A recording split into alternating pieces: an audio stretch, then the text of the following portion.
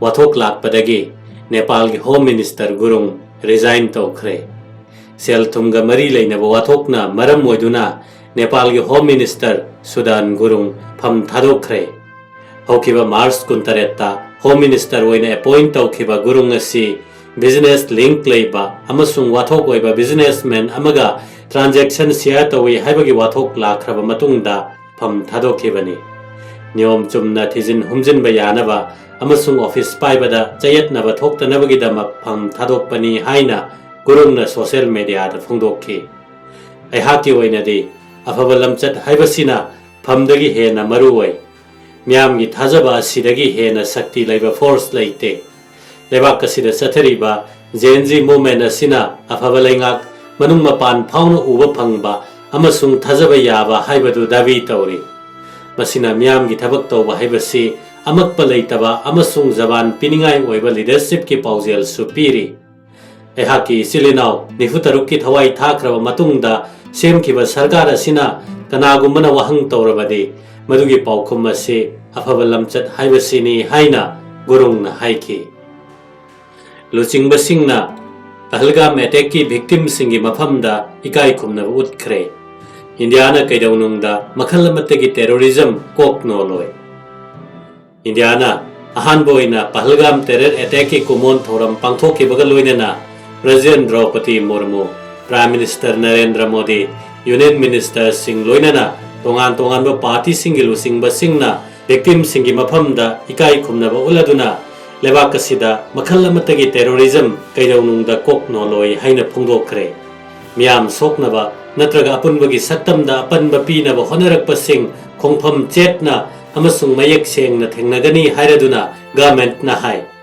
Indiana terrorism amasung makoibu changjafam piba singi mayokta makoigi zero tolerance policy makha chathakigani. Jammu and Kashmir gi Pahalgam da Pakistan da base tawba laskari Taiwana tamthiba mongda attack chatharakpadagi mi kuntaruk sikhi. Makoi ayambana tourist singni thodokadagi matungda Indiana Pakistan control tawba territory singda leiba terror infrastructure singda operation sindur chathaduna khud hanki. Loidana Pakistan ga numit marini muknaba thokhi hairi. Indian Army na terrorism thengnabada makoida leiriba phirep adumak lengdana leiri. Masina India gi mayokta thabak tawrakpa sing madugi paukhum pigani haibagi thajaba pikhi. US President Trump na matam kaktana ceasefire sangdokre blockade handoktri. Iran da thokliba lana siloi sinnabagi damak santainabagi thabak tawriba Pakistan na haijarakpadagi United States ki President Donald Trump na Iran da ceasefire tawadu matam kaktana sangdokre hairi.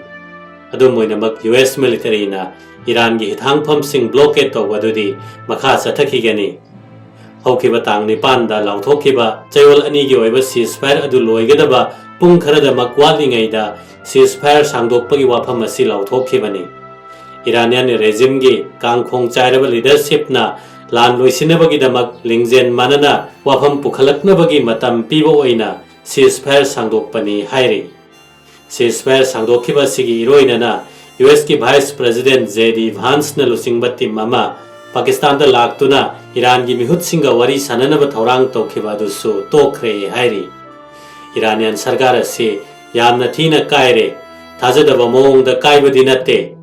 Pakistan ki Field Marshal Asim Munir amasung Prime Minister Shehbaz Sharif na haijarakpadagi aikoina Iran gi mayokta attack tawba matam khara lepnaba phirep laure. Iran gi maikaidagi apunbagi oiba wafam pukhalaktriba phawba ceasefire si leigani haina President Trump na thadokhiba warolamana hairi. Iran da landabagi matam khara leplabasu Iran na Strait of Hormuz thingzinbagi mayokta Iran gi hithangpham sing blockade tawriba sidi makha chathakigani. Tere pasina maram moiduna Iran gi jahaz sing thingnaba military da khanghan khre haina President na haiki.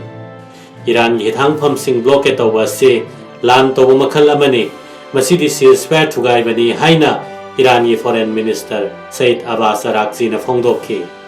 Commercial jahaz amada kapsinba amasung crew members sing phajinba haibasina amukka hena chawba ceasefire thugaibani. Athingba thamlakpada kamdauna thengnagani Iran gi interest karam na ngakthokani amasung ki halakpada kamdauna thengnagani haibado ꯏꯔꯥꯟꯅ ꯈꯪꯏ ꯍꯥꯏꯅ ꯑꯔꯥꯛꯆꯤꯅ ꯍꯥꯏꯈꯤ꯫ ꯃꯔꯛ ꯑꯁꯤꯗ ꯗꯨꯕꯥꯏꯗꯒꯤ ꯐꯪꯕ ꯄꯥꯎ ꯑꯃꯒꯤ ꯃꯇꯨꯡ ꯏꯟꯅ ꯁ꯭ꯇ꯭ꯔꯦꯠ ꯑꯣꯐ ꯍꯣꯔꯃꯨꯖꯇ ꯏꯔꯥꯅꯤꯌꯟ ꯐꯣꯔꯁꯦꯁꯅ ꯖꯍꯥꯖ 3ꯗ ꯅꯣꯡꯃꯩ ꯀꯥꯞꯁꯤꯟꯈ꯭ꯔꯦ ꯍꯥꯏꯔꯤ꯫ ꯑꯦꯇꯦꯛ ꯑꯗꯨ ꯂꯩꯕꯥꯛ 90 ꯔꯣꯝꯅ ꯇꯦꯔꯣꯔꯤꯁꯠ ꯑꯣꯔꯒꯅꯥꯏꯖꯦꯁꯟꯅꯤ ꯍꯥꯏꯅ ꯂꯥꯎꯊꯣꯛꯈ꯭ꯔꯕ ꯏꯔꯥꯟꯒꯤ ꯙꯔꯃꯒꯤ ꯁꯥꯁꯟ ꯉꯥꯛꯊꯣꯛꯅꯕ ꯂꯩꯔꯤꯕ ꯏꯁꯂꯥꯃꯤꯛ ꯔꯤꯚꯣꯂꯨꯁꯅꯔꯤ ꯒꯥꯔꯗ ꯀꯣꯔ IRGCꯅ ꯇꯧꯕꯅꯤ ꯍꯥꯏꯅ ꯏꯔꯥꯅꯤꯌꯟ ꯃꯦꯗꯤꯌꯥꯅ ꯔꯤꯄꯣꯔꯠ ꯇꯧꯔꯤ꯫ ꯄ꯭ꯔꯥꯏꯝ ꯃꯤꯅꯤꯁꯇꯔ ꯃꯣꯗꯤꯗ ꯇꯦꯔꯣꯔꯤꯁꯠ ꯍꯥꯏ ꯍꯥꯏꯕꯒꯤꯗꯃꯛ ꯀꯣꯡꯒ꯭ꯔꯦꯁꯀꯤ ꯆꯤꯐ ꯈꯥꯔꯒꯦꯗ ECꯅ ꯁ꯭ꯇꯔꯟ ꯅꯣꯇꯤꯁ ꯊꯥꯈ꯭ꯔꯦ꯫ ꯏꯂꯦꯛꯁꯟ ꯀꯃꯤꯁꯟꯅ ꯀꯣꯡꯒ꯭ꯔꯦꯁꯀꯤ ꯄ꯭ꯔꯦꯁꯤꯗꯦꯟꯠ ꯃꯜꯂꯤꯀꯥꯔꯖꯨꯟ ꯈꯥꯔꯒꯦꯗ ꯃꯍꯥꯛꯅ ꯄ꯭ꯔꯥꯏꯝ ꯃꯤꯅꯤꯁꯇꯔ ꯅꯔꯦꯟꯗ꯭ꯔ ꯃꯣꯗꯤꯗ ꯃꯍꯥꯛ ꯇꯦꯔꯣꯔꯤꯁꯠ ꯑꯃꯅꯤ ꯍꯥꯏꯔꯨꯏ ꯍꯥꯏꯕꯒꯤꯗꯃꯛ ꯍꯛꯆꯤꯟꯅ ꯂꯧꯗꯨꯅ ꯃꯍꯥꯛꯀꯤ ꯃꯊꯛꯇ ꯁ꯭ꯇꯔꯟ ꯅꯣꯇꯤꯁ ꯑꯃ ꯊꯥꯈ꯭ꯔꯦ ꯍꯥꯏꯅ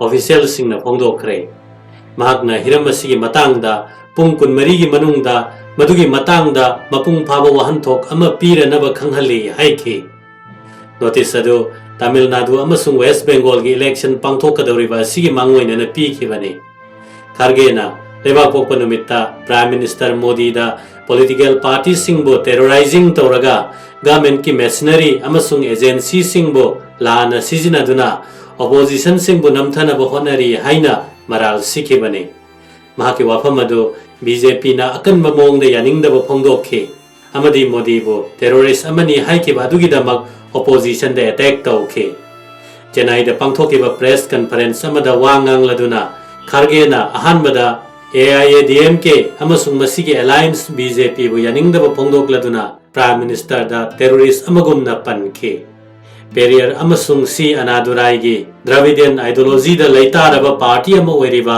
AIADMKꯅ ꯃꯇꯧ ꯀꯔꯝꯅ ꯄ꯭ꯔꯥꯏꯝ ꯃꯤꯅꯤꯁꯇꯔ ꯃꯣꯗꯤꯒ ꯄꯨꯜꯂꯤꯕꯅꯣ ꯍꯥꯏꯅ ꯍꯪꯂꯗꯨꯅ ꯈꯥꯔꯒꯦꯅ ꯍꯥꯏ ꯃꯇꯧ ꯀꯔꯝꯅ ꯑꯅꯥꯗꯨꯔꯥꯏꯒꯤ ꯐꯣꯇꯣ ꯄꯥꯏꯗꯨꯅ ꯂꯩꯔꯤꯕ AIADMKꯒꯤ ꯃꯤꯁꯤꯡꯅ ꯃꯣꯗꯤꯒ ꯆꯠꯃꯤꯟꯅꯕ ꯌꯥꯒꯗꯧꯔꯤꯕꯅꯣ? ꯃꯍꯥꯛ ꯑꯁꯤ ꯇꯦꯔꯣꯔꯤꯁꯠ ꯑꯃꯅꯤ ꯍꯥꯏꯅ ꯃꯔꯥꯜ ꯁꯤꯈꯤ꯫ ꯃꯥꯟꯅꯗꯕ ꯈꯨꯟꯅꯥꯏꯗ ꯃꯍꯥꯛꯅ ꯊꯥꯖꯕ ꯂꯩꯇꯦ꯫ ꯃꯍꯥꯛꯀꯤ ꯄꯥꯔꯇꯤ ꯑꯁꯤ ꯏꯀ꯭ꯋꯦꯂꯤꯇꯤ ꯑꯃꯁꯨꯡ ꯖꯁꯇꯤꯁ ꯍꯥꯏꯕꯁꯤꯗ ꯊꯥꯖꯕ ꯉꯝꯂꯣꯏ ꯍꯥꯏꯈꯤ꯫ ꯑꯗꯨꯝ ꯑꯣꯏꯅꯃꯛ ꯔꯤꯄꯣꯔꯠꯁꯤꯡꯅ ꯃꯍꯥꯛꯀꯤ ꯋꯥꯐꯝ ꯑꯗꯨꯒꯤ ꯋꯥꯍꯟꯊꯣꯛ ꯀꯔꯤꯅꯣ ꯍꯪꯕꯗ ꯈꯥꯔꯒꯦꯅ ꯍꯥꯏ ꯃꯍꯥꯛꯅ ꯍꯥꯏꯔꯤꯕ ꯑꯗꯨꯒꯤ ꯑꯔꯊꯗꯤ ꯄ꯭ꯔꯥꯏꯝ ꯃꯤꯅꯤꯁꯇꯔꯅ ꯂꯩꯕꯥꯛ ꯑꯁꯤ ꯗꯦꯃꯣꯀ꯭ꯔꯦꯁꯤꯒꯤ ꯆꯠꯅ ꯀꯥꯡꯂꯣꯟ ꯑꯁꯤ ꯇꯦꯔꯣꯔꯥꯏꯖꯤꯡ ꯇꯧꯔꯦ ꯍꯥꯏꯕꯅꯤ꯫ ꯃꯍꯥꯛꯅ ꯃꯤꯌꯥꯝ ꯑꯃꯁꯨꯡ ꯄꯣꯂꯤꯇꯤꯀꯦꯜ ꯄꯥꯔꯇꯤꯁꯤꯡ ꯇꯦꯔꯣꯔꯥꯏꯖ ꯇꯧꯔꯦ꯫ ꯑꯩꯅ ꯃꯍꯥꯛꯄꯨ ꯇꯦꯔꯣꯔꯤꯁꯠ ꯑꯃꯅꯤ ꯍꯥꯏꯕ ꯅꯠꯇꯦ꯫ ꯃꯍꯥꯛꯅ ꯃꯍꯥꯛꯀꯤ ꯁꯛꯇꯤ ꯑꯃꯁꯨꯡ ꯒꯚꯔꯟꯃꯦꯟꯠꯀꯤ ꯃꯦꯁꯤꯅꯔꯤ ꯑꯗꯨ ꯂꯥꯟꯅ ꯁꯤꯖꯤꯟꯅꯔꯦ, ꯑꯣꯄꯣꯖꯤꯁꯟ ꯄꯥꯔꯇꯤꯁꯤꯡꯕꯨ ꯂꯥꯟꯅ ꯎꯍꯜꯂꯦ ꯍꯥꯏꯅ ꯈꯥꯔꯒꯦꯅ ꯍꯥꯏꯈꯤ꯫ ꯑꯃꯔꯣꯝꯗ ꯅꯤꯔꯃꯂꯥ ꯁꯤꯇꯥꯔꯥꯃꯟ ꯌꯥꯎꯅ ꯌꯨꯅꯤꯌꯟ ꯃꯤꯅꯤꯁꯇꯔꯁꯤꯡ ꯌꯥꯎꯕ BJPꯒꯤ ꯗꯦꯂꯤꯒꯦꯁꯟ ꯑꯃꯅ ꯏꯂꯦꯛꯁꯟ ꯀꯃꯤꯁꯟꯗ ꯀꯣꯡꯒ꯭ꯔꯦꯁ ꯄ꯭ꯔꯦꯁꯤꯗꯦꯟꯠ ꯃꯜꯂꯤꯀꯥꯔꯖꯨꯟ ꯈꯥꯔꯒꯦꯒꯤ ꯃꯊꯛꯇ ꯄ꯭ꯔꯥꯏꯝ ꯃꯤꯅꯤꯁꯇꯔ ꯅꯔꯦꯟꯗ꯭ꯔ ꯃꯣꯗꯤꯒꯤ ꯃꯥꯌꯣꯛꯇ ꯇꯦꯔꯣꯔꯤꯁꯠ ꯍꯥꯏꯕ ꯋꯥꯍꯩ ꯁꯤꯖꯤꯟꯅꯕꯒꯤꯗꯃꯛꯇ ꯑꯀꯟꯕ ꯑꯦꯛꯁꯟ ꯂꯧꯈꯠꯅꯕ ꯗꯤꯃꯥꯟꯗ ꯇꯧꯈ꯭ꯔꯦ꯫